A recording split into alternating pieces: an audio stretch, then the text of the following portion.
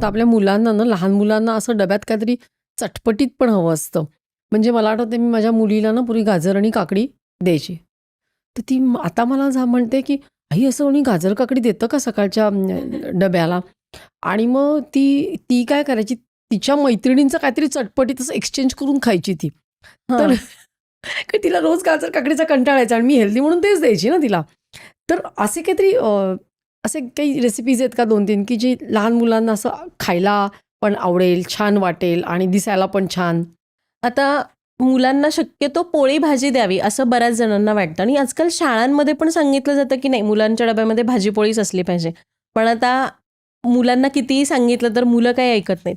पण ठीक आहे मुलांना त्यालाच थोडंसं वेगळं रूप करून दिलं की मुलं आपोआप खातात. उदाहरणार्थ आता आपण बाहेर गेलो, वेगवेगळे रोल्स मिळतात. मुलांना तीच भाजी पोळी रोल्स म्हणून देऊ शकतो. उदाहरणार्थ आता आपली शिमला मिरची आहे घरामध्ये, तर त्याच्यामध्ये थोडंसं पनीर तुम्ही घातलं आणि फक्त काही नाही थोड्याशा तेलामध्ये आलं लसूण पेस्ट परतायची, थोडासा कांदा परतायचा आणि ते पनीर आणि शिमला मिरची छान असं आधी परतून घ्यायचं, टॉस करायचं आणि मग त्या फोडणीमध्ये टाकायचं. म्हणजे काय ते आधी पण शिजलं जातं आणि थोडासा एक क्रंच असतो बघ, म्हणजे जेव्हा आपण कोणत्याही प्रकारचे रोल्स करतो त्या भाज्यांमध्ये थोडासा एक कुरकुरीतपणा असतो, तसं थोडंसं क्रंची ठेवायचं ते. त्याच्यामध्ये मग थोडेसे असे म्हणजे मुलांना आवडणारे मसाले, मग आपण सब्जी मसाला वापरतोय कुठला घरी केलेला असेल किंवा गरम मसाला आहे, कुठला तरी किचन किंग मसाला आहे, जो असा माइल्ड असतो पण चव देतो. तसे मसाले घालायचे, मीठ घालायचं आणि तुमची पोळी असते त्याच्यामध्ये त्याला छान रोल करायचं आणि द्यायचं मुलांना. फक्त थोडंसं त्याला व्यवस्थित पॅक केलं की मुलांना वाटतं चला आईने आज रोल दिला मला मस्त. मग याच्यामध्ये पण तुम्ही व्हेरिएशन्स करू शकता, वेगवेगळ्या भाज्या वापरू शकता किंवा आपण चायनीज पदार्थ करतो त्याच्यामध्ये कोणकोणत्या भाज्या असतात, कोबी असतो किंवा बीन्स असतात. तर त्याला असं छान बारीक चॉप करा आणि सेम अशाच पद्धतीने द्या. मुलांना ते पण आवडेल. फक्त त्यांना ते रोल करून दिलं की खायला सोपं पडतं. त्यांना वाटतं आईने पण मला बाहेर मिळतो तसंच रोल करून दिलाय. मग अगदीच एखाद्या वेळी मी कधीतरी मुलांना ब्रेड पण देते. कारण मला पर्सनली असं वाटतं की मुलांना सगळ्या गोष्टींची सवय असावी. म्हणजे कारण मी एका फौजीची बायको आहे. आम्हाला माहिती आहे की कधी पण आम्ही बऱ्याच वेगवेगळ्या परिस्थितीमध्ये राहिलेलो आहे. जे समोर आलं की ते खा किंवा कधी-कधी असंही झालंय की आमच्याकडे काहीच नाहीये आणि आम्ही त्याच्यामध्येच काहीतरी बनवलंय आणि खाल्लंय. त्यामुळे मला पर्सनली असं वाटतं की मुलांना सगळ्या गोष्टींची सवय असावी. त्यामुळे मग मैदा असेल, कधीतरी महिन्यातून एकदा किंवा दोनदा तुम्ही काहीतरी मैद्याचं काहीतरी बनवलं मुलांना, दिलं तरीही चालतं.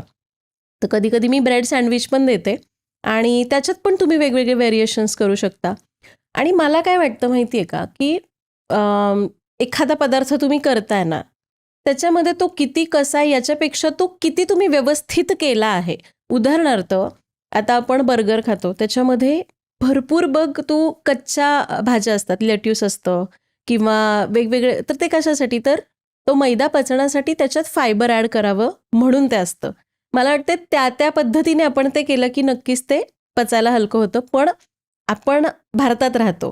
शक्यतो जास्तीत जास्त आपला कल आपल्या भारतीय पदार्थांवर असावा असं मला वाटतं. पण कधीतरी चेंज म्हणून मी मुलांना तुम्ही असं पण देऊ शकता वेगवेगळे पदार्थ. आणि मग जर सकाळी काही-काही म्हणजे लोकं काय करतात, की एग हा त्यांचा मेन असतो. अंडी खाऊन जायची. म्हणजे मी पण लहानपणी आम्ही तेच करायचो. म्हणजे एकदा कारण भरपूर प्रोटीन्स मिळतात त्याच्यातनं. तर त्या पण काही रेसिपीज तू सजेस्ट करते का? हो, अंड्याच्या पण खूप आहेत. म्हणजे मुलांना कधी-कधी रोज तेच बॉइल्ड एग खायचा कंटाळा येतो. कारण त्याच्यावर आपण फार-फार तर मीठ टाकतो. त्याला अजून काय ट्विस्ट करणार. तर मी कधी-कधी आपण पनीर भुर्जी करतो तसं मी अंडा भुर्जी करते. म्हणजे अंडं उकडून किसायचं आणि नंतर मग त्याच्यामध्ये तुम्ही थोडंसं त्याला अगदी म्हणजे थोड्याशा तेलात किंवा थोड्याशा म्हणजे उकडलेलं बटरमध्ये अंडं किसायचं? हो आणि मग त्याच्यामध्ये आपण अंडा भुर्जी कशी करतो तसंच तुम्ही किसलेल्या अंड्याला पण छान फोडणी देऊ शकता. त्याच्यामध्ये पाहिजे तर मसाला थोडासा घाला. मुलं तशी पण आवडीने खातात. मग त्याच्यात रोल करून द्या किंवा तुम्ही मुलांना असं आपले पोळीचे टाकोज कसे असतात, म्हणजे टाकोज करतो आपण, पण ते पोळीला फक्त त्याचा आकार देऊन तुम्ही करू शकता. म्हणजे त्याच्यात ते भरायचं आणि नंतर ती पोळी छान भाजून घ्यायची अशी क्रिस्पी होईपर्यंत. मुलं तसं पण आवडीने खातील. मला तर ही आत्ता सुचलेली रेसिपी तुझ्याशी बोलता बोलता. म्हणजे पोळी करून त्याला असं लावायची. ती पोळी छान कुरकुरीत करायची म्हणजे मुलांना ते आवडेल पण. French toast? हां, तसंही देता येईल. म्हणजे बऱ्याच आपण त्याला ना हां, म्हणजे कसं खूप काही वळवायचं तसं करता येईल. वळवू शकतो. हो. मग तुला तुला आवडणारी अशा कुठल्या डिशेस आहेत, की त्या रेसिपी तुला करायला, सांगायला आणि लोकांना पण आवडतात?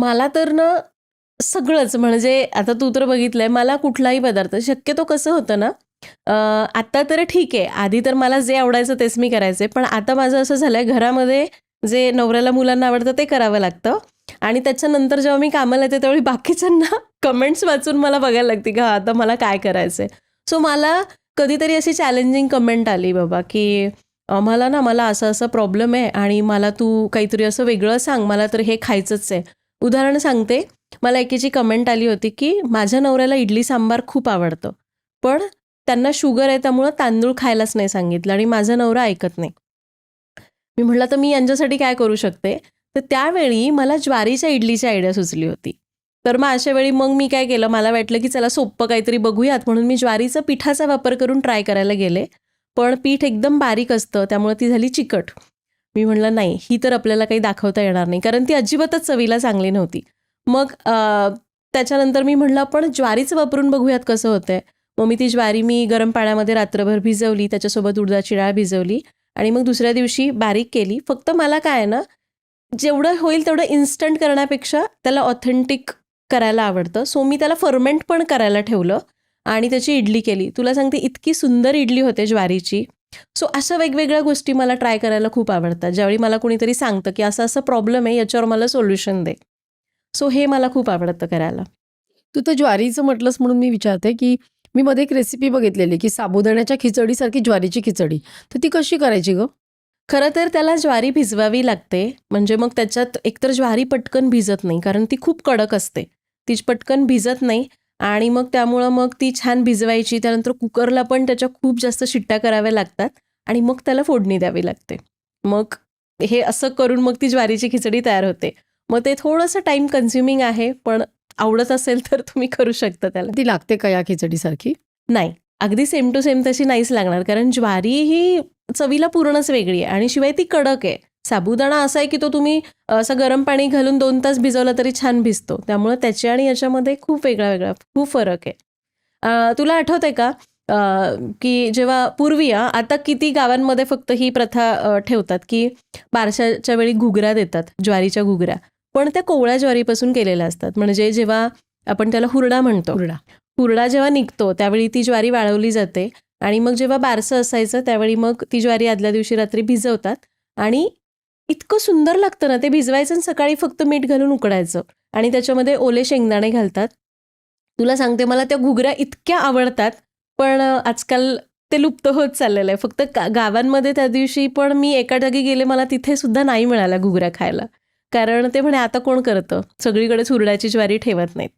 सो तशी ज्वारी असेल ना तुमच्याकडे ती हिरव्या रंगाची वाळलेली ज्वारी तर त्याची खिचडी छान लागू शकते आणि त्या पटकन शिजू पण शकतात पण आपल्या साध्या ज्वारीचं जर असं अवघड आहे कारण ती भिजणं मग ती पूर्ण रात्रभर भिजवायची ती पण गरम पाण्यामध्ये मग सकाळी उठून परत इतक्या शिट्ट्या करा आणि मग त्याची खिचडी करा वेळ असेल तर जरूर करा ही क्लिप शेवटपर्यंत बघितल्याबद्दल खूप खूप धन्यवाद संपूर्ण एपिसोड बघण्यासाठी खाली दिलेल्या लिंकवर क्लिक करा आणि सर्व काही चॅनलला सबस्क्राईब करायला विसरू नका